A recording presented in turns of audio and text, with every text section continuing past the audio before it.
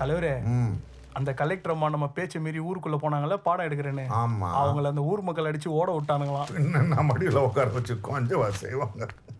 வணக்கம் மேடம். இது யாரு மூர்த்தி? புது கலெக்டரா? படிச்சிருந்தான் இருக்கலாம். மக்கள் பிரதிநிதிக்கு மரியாதை கொடுக்கணும், அதுதான் மரபு. மக்கள் பிரதிநிதியா? எந்த ஊருக்கு சார்? கடுப்பா இருக்கீங்க, புரியுது. ஏன் மேடம், அவங்க கிட்ட போய் அமைதி அமைதின்னு உபதேசம் பண்ணா ஐயோ இந்த அம்மா இந்த ஊருக்கு ஏதோ புது வியாதி கொண்டு வருதுன்னு நினச்சிக்க மாட்டாங்க? உனக்கு தெரியாத, இந்த பிரச்சனைக்கு நாடு ஏற்கனவே ஒரு தீர்வு எடுத்தாச்சு, இம்ப்ளிமெண்ட் பண்ணும், அவ்வளவுதான். அமைதி மையம், பீஸ் சென்டர் சர்க்குலர் வந்திருக்குமே. வந்திருக்கும், வராத மாதிரி கடப்புல போட்டிருப்பீங்க.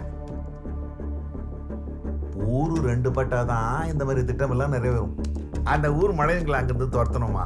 அதுக்கு நம்ம முதல்ல பண்ண வேண்டியது மக்கள் கருத்து கேட்பு கூட்டம்.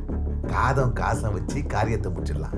காது அவங்களுக்கு, காசு எங்களுக்கு. அதெல்லாம் சரி சார். அதுக்கு கிரவுண்ட் ஒர்க் பண்ணி ரிப்போர்ட் தயார் பண்ணும். அதுக்கு டைம் ஆகும்.